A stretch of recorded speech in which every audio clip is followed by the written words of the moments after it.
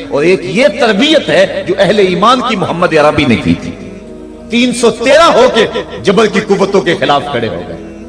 جب عمیر نے جا کے رپورٹ دی نا ابو جہل کو کہ وہ تو 3 اونٹ کھا سکیں گے اور 300 سے کچھ کم اور کچھ زیادہ ان کی تعداد ہے، اس سے زیادہ نہیں ہے، میں خوب وادیاں دیکھ آیا ہوں، میں خوب ٹیلے دیکھ آیا ہوں. تو ابو جہل نے سنادید قریش کو بلا کر کہا عمیر کی رپورٹ سنو کتنی حوصلہ افزا ہے. صبح لڑائی کی نوبت نہیں آئے گی، صبح تو رسیاں کٹھی کرو اور جکڑ جکڑ کے مسلمانوں کو اونٹوں کی پشتوں پہ باندھ لیں گے اور پھر سین حرم میں جا کے کعبۃ اللہ کی دیواروں کے ساتھ باندھ دیں گے. لوگوں کو تماشا دکھایا کریں گے کہ یہ نیا دین لے کر آئے تھے اور یہ ان کا کیا حال ہے. جب اس نے رعونت بھرے اتنی زبان سے یہ جملے نکالے تو عمیر جو سارا منظر اپنی آنکھوں سے دیکھ کر آیا تھا، ابن حشام میں لفظ موجود ہیں، اس نے کہا وَلَٰكِنْ رَأَيْتُ یا معشر قریش البلایا تحمل المنایا. اے قریش کے سرداروں اتنے بھی تکبر میں نہ آؤ، میں اپنی ان آنکھوں سے دیکھ کر آیا ہوں کہ یثرب کی اونٹنیاں اپنی پشتوں پہ نری موتیں اٹھا کے لے آئی ہیں. ان کے بدن پہ چیتھڑے ہیں، ان کے پیٹ کمر سے لگے ہوئے ہیں، لیکن وہ زخمی سانپوں کی طرح پیچ و تاب کھا رہے ہیں. کل ان میں سے کوئی نہیں مرے گا جب تک تم میں سے ایک ایک کو لڑ نہیں جاتا. تم تو یہ کہتے ہو رسیاں کٹھی کرو، میرا مشورہ مانتے ہو تو رات کے اندھیرے میں بھاگ سکتے ہو تو بھاگ جاؤ. اس قوم سے لڑنا تمہارے بس کا روگ نہیں ہے جو مرنے کے لیے آئی ہے. اتنی بڑی قوت کو دیکھ کر ان کے سینے میں خوف پیدا نہیں ہوا، بلکہ آپ جانتے ہیں بدر کی تاریخ گواہ ہے کہ 2 گھوڑے تھے. ایک روایت میں صرف ایک گھوڑا تھا، 6 زرہیں تھی، 8 تلواریں تھیں، 70 اونٹ تھے، اور جن کے پاس تلواریں نہیں تھیں انہوں نے کھجوروں کے ڈنڈے توڑ لیے اور ہواؤں میں لہرانے شروع کر دیے. جب یہ ملکوتی قافلہ مدینے سے باہر نکل رہا تھا، دکانوں پہ یہودی عیسائی بیٹھے تھے. انہوں نے کہا مسلمانوں کس بل بوتے پہ جا رہے ہو، کس برتے پہ جا رہے ہو، کون سا آسرا ہے تمہارا، آلات حرب و ضرب تو تمہارے پاس موجود نہیں. اتنی بڑی قوت سے ٹکرانے جا رہے ہو جو کیل کانٹے سے اور اسلحے سے آلات حرب و ضرب سے لیس ہو کے آئی ہے. تم مقابلہ کیسے کر پاؤ گے، کس بل بوتے پہ جا رہے ہو. حضور کملی اوڑے ساتھ ساتھ چل رہے تھے. صحابہ نے اشارہ کر کے کہا نہ تیغو تیر پر تکیا، نہ خنجر پر، نہ بالے پر، بھروسہ ہے تو اس سادی سی کالی کملی والے پر.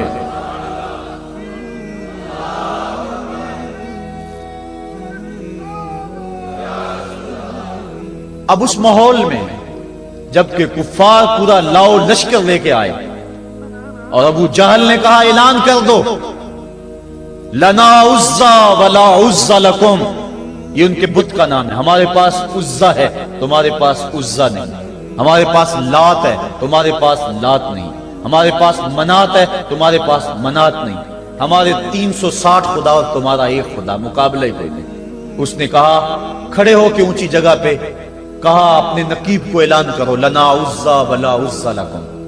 حضور کے کانوں میں آواز پڑی، فرمایا علی تم بھی اونچے ٹیلے پہ کھڑے ہو جاؤ اور تم ان کو جواب میں کہو اللہ مولانا ولا مولا لکم، اللہ ہمارا مولا ہے، تمہارا مولا کوئی نہیں ہے.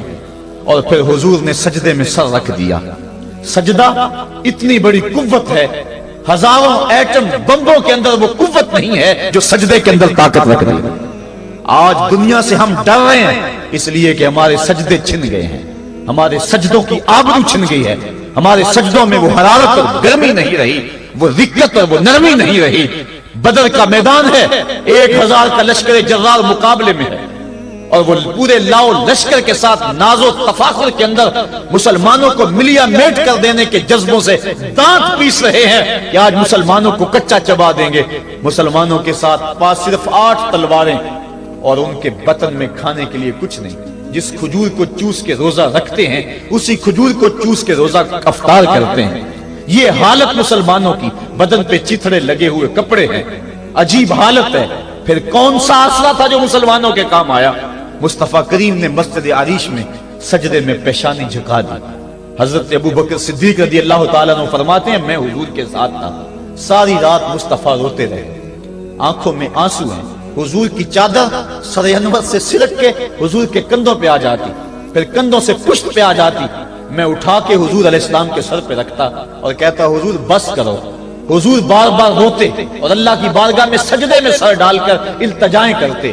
لفظ کیا تھے محبوب کی زبان پہ، آج تک ایسی ناز والی دعا کسی نے نہیں کی ہے جیسی دعا مصطفیٰ جان رحمت نے کی۔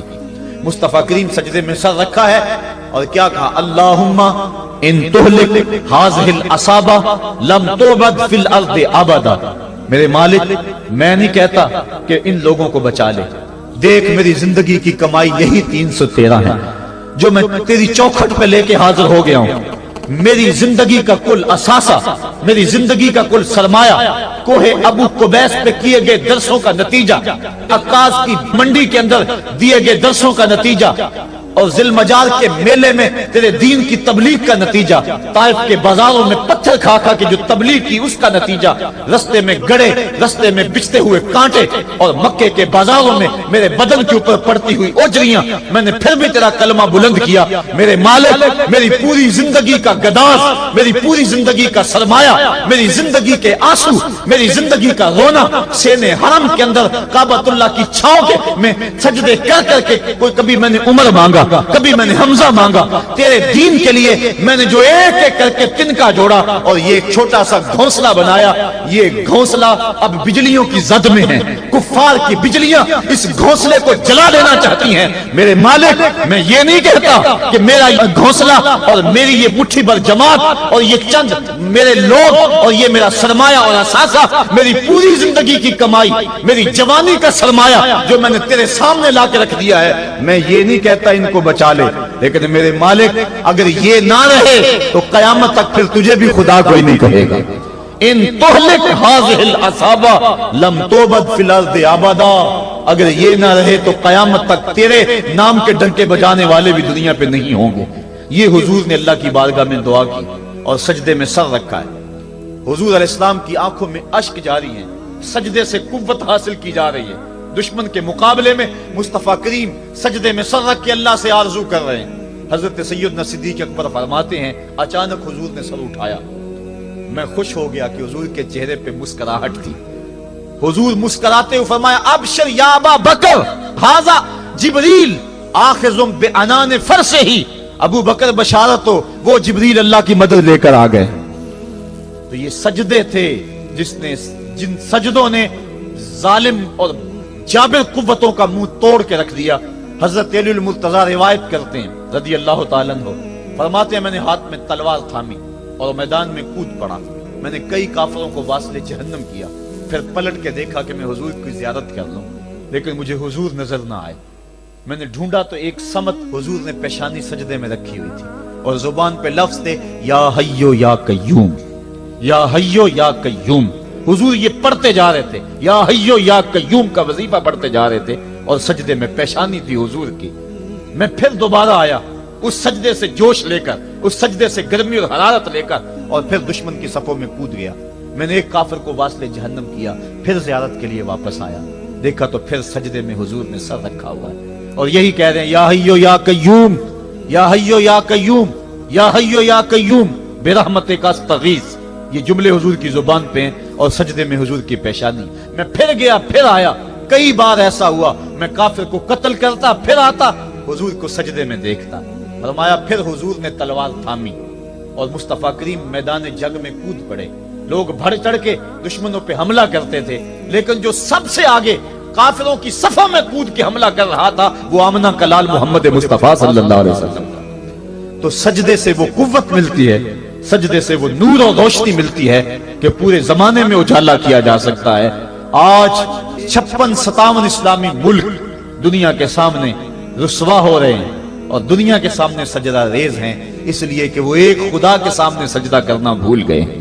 ایک سجدہ جسے تو گراں سمجھتا ہے 1000 سجدے سے آدمی کو دیتا ہے نجات۔ آؤ اس کے حضور جھکو، اس کے حضور جھکنے والا کسی کے آگے نہیں جھکتا۔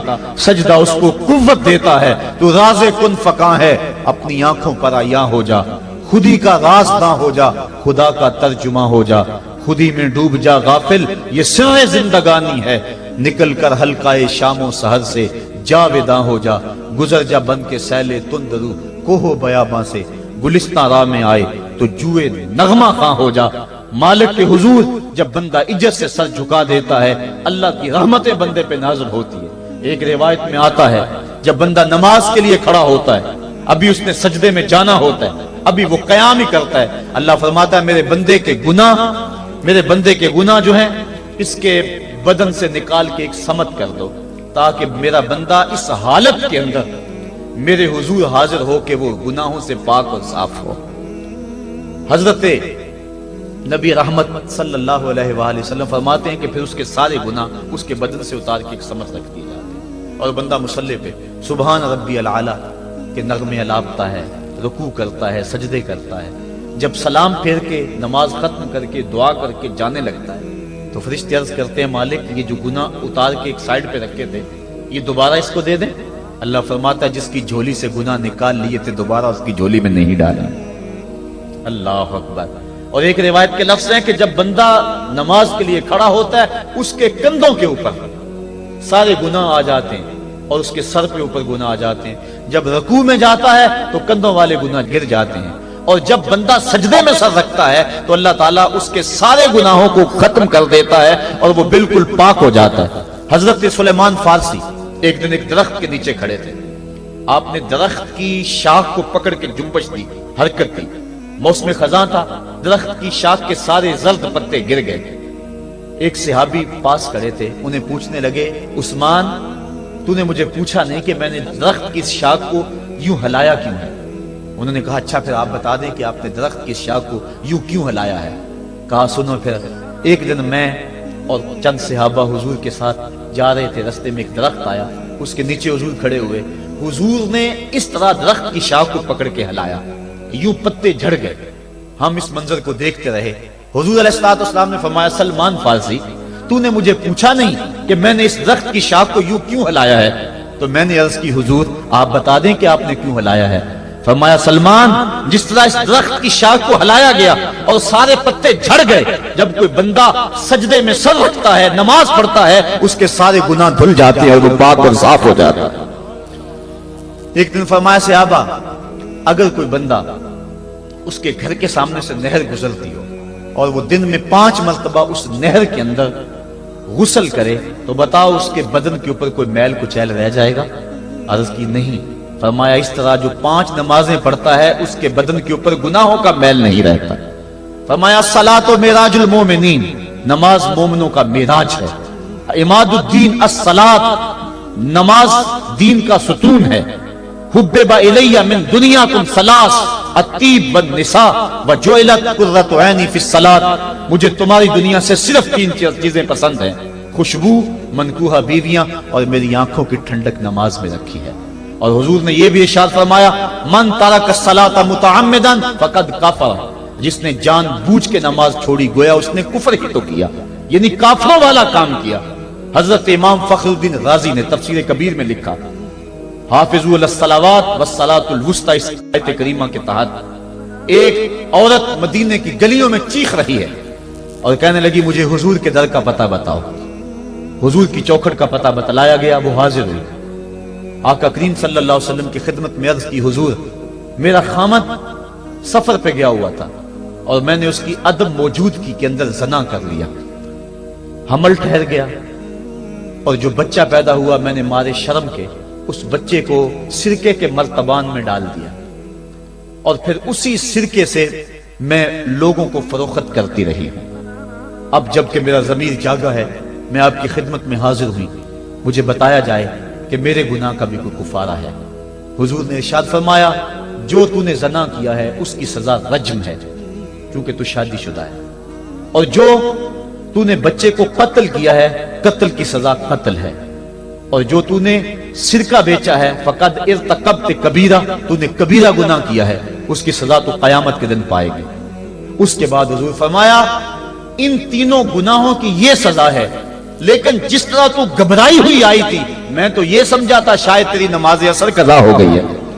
اب آپ اندازہ کریں کہ نماز کی اہمیت کیا ہے اور ہم اس بات میں کتنی سستی کرتے ہیں۔ کسی سے پوچھا جائے نا آؤ نماز پڑھنے چلے، وہ کہتے ہیں بس یار میرے کپڑے پلید ہیں، کپڑے میرے پاک نہیں ہیں۔ تیرے کپڑے کیسے پاک رہ سکتے ہیں؟ تو اللہ کے حضور جھکنا نہیں جانتا، تیرے کپڑے بھی پلید ہیں، تیرا دل بھی پلید ہے، تو اس کے حضور جھک کے تو دیکھ، تن بھی ستھرا کر دے گا، تیری روح کو بھی پاکی دے دے گا، تیرے قلب کو بھی طہارت بخش دے گا۔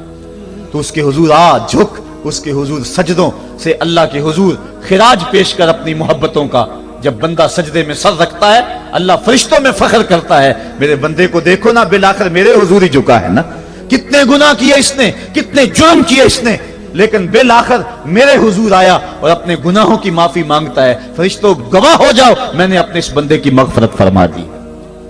تو اللہ کے حضور نماز پڑھنے والا، بلکہ ایک روایت مسند امام احمد بن حنبل میں موجود ہے، حضور فرمایا جب بندہ نماز کے ارادے کے لیے اٹھتا ہے اور وضو کرنے کے لیے جب پانی کا پہلا قطرہ چلو پہ لیتا ہے، جو ہی اس کے بدن سے وضو کا پانی چھوتا ہے اللہ اس کے گناہوں کو معاف فرما دیتا ہے۔ جس نماز کے قصد کے لیے اٹھیں اور وضو کریں اور پانی چھوتے ہی گناہ معاف ہو جائیں، اگر اس نماز کا اعلیٰ درجہ سجدہ کر لیا جائے تو پھر مالک کی کتنی رحمت نازل ہوگی، یہ کتنی بڑی دولت ہے، یہ کتنا بڑا سرمایہ ہے جس سے ہم لوگ محروم رہ جاتے ہیں۔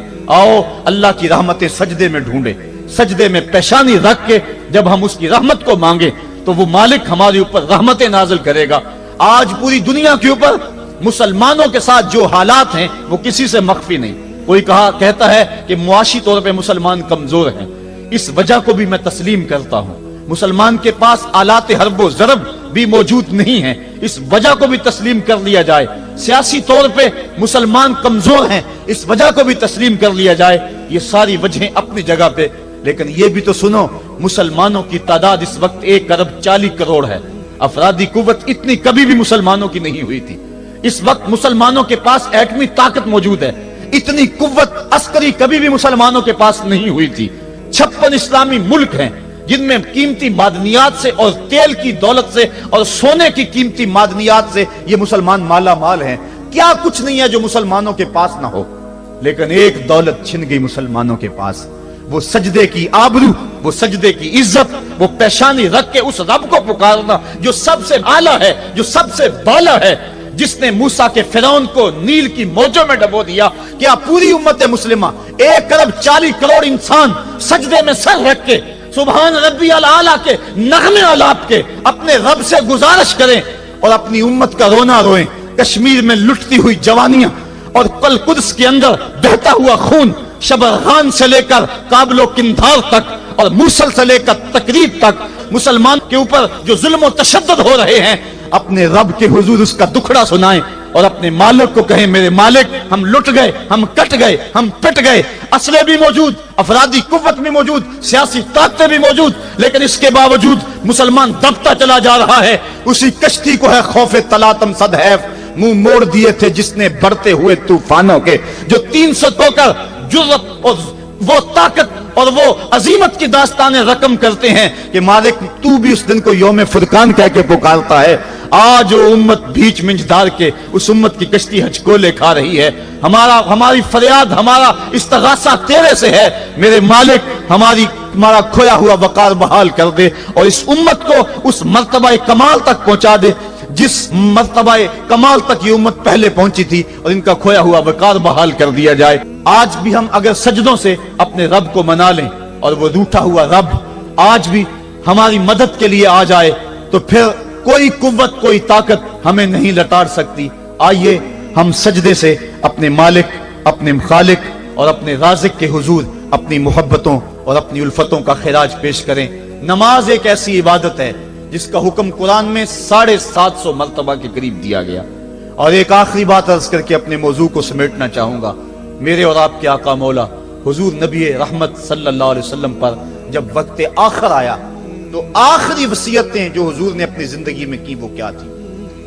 2 وصیتیں تھی حضور کی آخری، جب حضور ایام مرض میں تھے، اور آخری وصیتیں اس کے بعد حضور نے کوئی کلام نہیں کیا، وہ یہی تھا الصلاۃ الصلاۃ الصلاۃ الصلاۃ، لوگوں میں تمہیں نماز کی تاکید کرتا ہوں، میں نماز کی تاکید کرتا ہوں۔ اور دوسرا فرمایا جو تمہاری ملک میں تمہارے غلام اور تمہاری لونڈیاں ہیں ان کے ساتھ حسن سلوک کی تاکید کرتا ہوں۔ یہ آخری 2 باتیں تھی جو حضور نے ارشاد کی، حقوق اللہ کے حوالے سے نماز اور حقوق العباد کے حوالے سے حضور نے کمزوروں کے حق ان تک پہنچانے کی تاکید امت کو دی، اور اس کے بعد پھر حضور انتقال کر گئے۔ آئیے ہم سجدوں سے اپنے رب کو راضی رکھیں، اللہ مجھے آپ کو توفیق عمل عطا فرمائے۔ اے تن میرا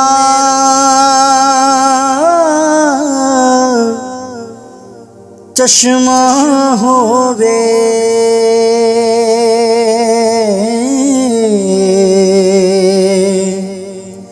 تے میں مرشد ویکھنا